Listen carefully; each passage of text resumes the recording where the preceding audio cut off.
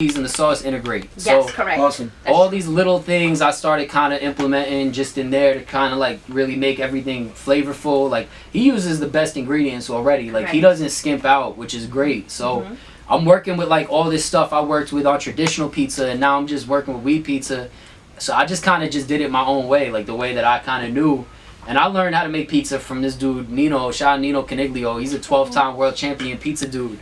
So like it's just burnt into my head like, here's how dough's supposed to cook. Is he mafia? Nah, he wishes he was. I think all Italian old guys are mafia. I'm sorry. Really? Yeah, because the way they talk, misconception. I know, but I mean, hey. I mean, it depends. It's what neighborhood you're in. It might all be. Yeah, right, exactly. If we in like Bensonhurst. Yeah, you in Bensonhurst or like Sheepshead Bay, Marine Park. Yeah. Definitely Marine Park. Oh my God. I lived in Marine Park. I lived in Marine Park too. Yeah? Yes. Wow. Marine Park twins. Nobody knows about Marine Park. Yeah. You either mafia or you're like a union cop, fireman, some. That's a very like nice neighborhood to live in.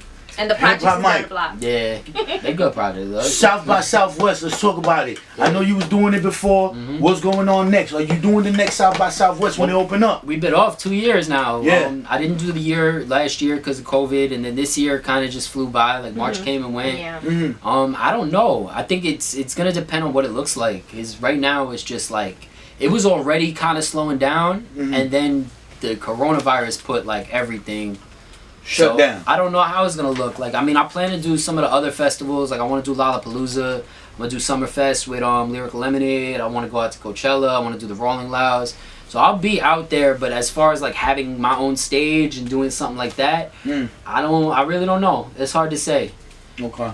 Like the last one I was gonna plan was gonna be with Hot and it was literally we was gonna plan to do for that March that everything closed. So well, now you said that you do have some stuff cooking, so do you want to tell us about that? Yeah, give us a little insight on what's cooking. There's a radio station that's calling me lately to work on some stuff. I can't give up all like the information, of course, but like in the next like month I'd say New York radio stations. Yeah. Okay. It only could be one more. Come on, what are you doing? I wouldn't do radio anywhere else. Like with respect to everybody that does radio worldwide. Like you jumping ship on Ebro and them? I mean, nah, I don't know. But we're just making things work. If the check look good enough, the bills gotta get paid. Yeah, well, for me, it's crazy because I got offered like some nice bags to do radio in other cities, and I turned it down. I'm like, I'd rather stick to the cookies and the pizza, and because I enjoy it. Like, I think radio put me in a dark place, and like getting fired was the best thing to happen.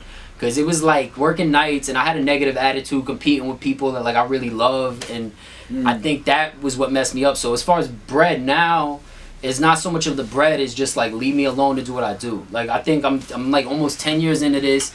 I've proven who I could book. I proved finding talent. I'm the first one. I played damn near every artist you see on Billboard right now, like whether it's alternative artists or rap artists or whatever. So it's like at this point, I proved to make y'all money and get numbers. Leave me the fuck alone. And like, let me be creative. Just let me do what I do. Yeah, do what I do. I can't always explain. Like I think that's the biggest problem with corporate jobs in general. You can't always explain why you do what you do, but if you get the sale at Sleepy's, they happy. If you get the numbers at Hot, they happy. So just let me do what I gotta do to sell these beds and get these numbers up, and the numbers don't lie. That's it. Straight up. And yeah, I mean that's the other thing too. I think academics talking so much shit that like wasn't good because it's like it gets competitive outside of Hot, and Hot's very like low key in their own.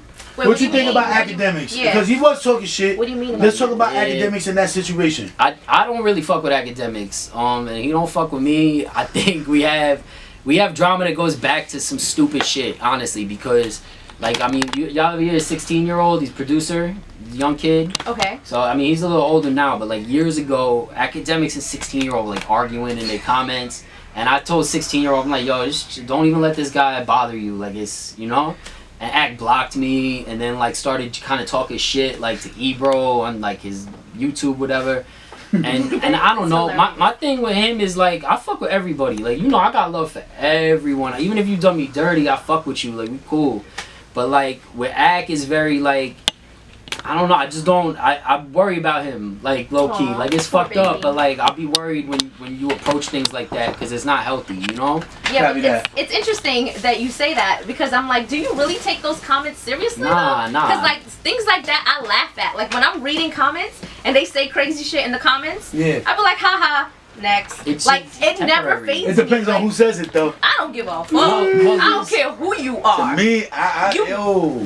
There's tact to shock value. Like Yeah. if you're gonna Howard Stern it and you're gonna have some shocking shit you say, but like you could back it up, it's cool. And but even if you back it up though, like why do people that get, this is my question for both of you, why do people that get into the world of you being a public figure and people are gonna say positive and negative shit, why do you care when they say negative shit? Just be happy they talking about you.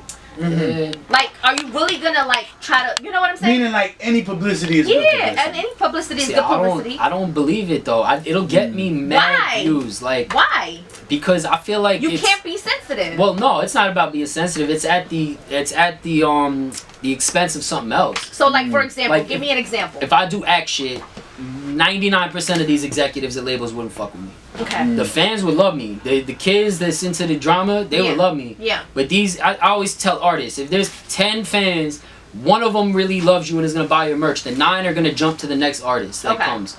It's the same with any host or personality. When you start burning bridges because you're talking about somebody's artist or talking about and you can't back it up, that's where you fuck up. Like I done came from Meek Mill on certain shit and his team reached out and we talk it out and they like, you got a good argument, I can't say shit. Okay. But when you just say wild shit, it's like people might still fuck with you because of your platform. They don't love you. And I know for a fact there's a lot of offices that man can't walk in. There's a lot of events that he can't attend. And it's not just him. There's a lot of people that are approaching it like now and like that now. And for me, I don't want to have to be out here with security. I'm not really into playing the politics of like I'll talk about this and not this person. I'd rather just really believe in what I'm saying, say it. If you want to debate it, I gotta be ready for a debate, but I'm not gonna just do it for the clicks because them clicks later on, it's like it'll discredit you. That sounds no, doing it Who for the got clicks. under your skin the most? Funk Flex. How so? Copy. I mean, so? he's the king of the city, and I want to be in the city. So it's like you gotta. But again, it's not in a personal way. It's like if my uncle at the barbecue's lifting more than me, I'm going back to the gym. Okay. You know, so it's like it's not so much about anybody really getting. So you look at Flinks like an uncle? Yeah, for he's- sure. He's for a, sure. He's a legend. Well, He's a well, legend. the thing with Funk, I would see him every single day for 8-9 years. Copy that. Every day, you know, at least Monday through Saturday. I'm producing his show Saturdays. I'm with them every night. I'm hearing him, Red, and Chuck talking. So it's like, it really, like, I learned more. Like, my best experience in radio has been being around Flex more than talking on air. Because it's a fountain of knowledge. But I think the same way that people say with Funk is like, let the record play, and they forget what this man did. That's why I say I'm never going to be the dude that's What do like... you mean they forget? How do they forget? What did Well, he I do, think in people your focus opinion? so much on like the antics now that they don't focus on the foundation he built. And I think part of that is evolving gracefully. Part of that is like you know, there's other people like shout out DJ Enough. The amount of people he's put on under him with the heavy hitters, and that says a lot about what your legacy is who's under you. It's the same for Jay-Z, allowing people to flourish. And I think when you're in a position where it's like maybe you need to evolve a little bit, but at the same time, like, you know, again, there's nowhere to go. It's tricky. And you, like for me, for example, with Hot, I would have never quit Hot ever. And I definitely needed to quit Hot a year before I got fired because of where my head was at. So it's this thing that is very conflicting because on one hand, it's who you are, is where you work a lot of the times. But if it's not bringing you joy, it's very hard to let go of something when everybody else is like, you got it great. Who's your top 3 DJs of all time? I mean, I don't know. Top 3. That's these top questions. Come on, I just tell you. First come to your head, man. I mean, with me, it's gonna be Ron G, DJ SNS, and I mean, for me, Kid Capri. is probably Red Alert, Chuck Chill Out, and Funk. And Funk. Premier. But Camilo, Camilo's easily in there. Premier's in there. Avicii's in there. Like, but it's all about the first 3 that come to your head, bro. Those are your favorites. Avicii and Funk Flex is very conflicting. Yeah. You know, that's like, I mean, hip hop DJs. I say Red, Chuck, and Funk just because that's who I've always seen. And that's I love that lineup too. I love that lineup. But K Slate could easily, with respect to those 3, K Slate could easily be number 1 on that list too. Correct. Any day of the week. Correct. As far as DJs that's helped me out and really helped me and looked out. And a lot of other Slay, people. Syph, like Camilo. Yeah. All them. I mean, shit. I fuck with even on the other side. Like I fuck with what's dude? I'm bugging. Not Spin Master. Fuck. You know what I'm talking about? Power. Spin King. Spin King. Oh, these I are fuck with Spin King heavy. That's nice. But that's maybe why. Self. When you on one side, you can't fuck with the other side. I heard that. Because then you're because a traitor. they get mad. But I don't subscribe to the politics. That's the thing right. with me. Is Yep, like that's right. I really That makes don't. sense. There we go. It hurt me in my little fam, whatever. Yeah. But like, I don't give a fuck about clubs. I don't care what DJ station you. I think people take this shit too serious. Seriously, bro. yes. None correct. of us like music because it's something serious. Yeah. So like, why are we pressed all the time? Correct. Yeah. I agree. Hip Hop Mike,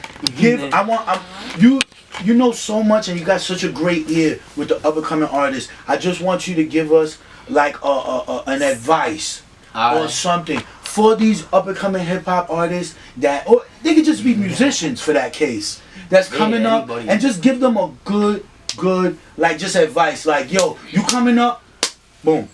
I mean, you can't, like, I say for up and coming artists, be yourself. As generic as it is, I think no matter who you are, whether you're an artist, you a tattoo artist, anything you do, if you about sales, be about that shit. Like, own it. Because, I mean, I've seen people that sell jewelry, that love selling jewelry, that live better than your favorite rapper.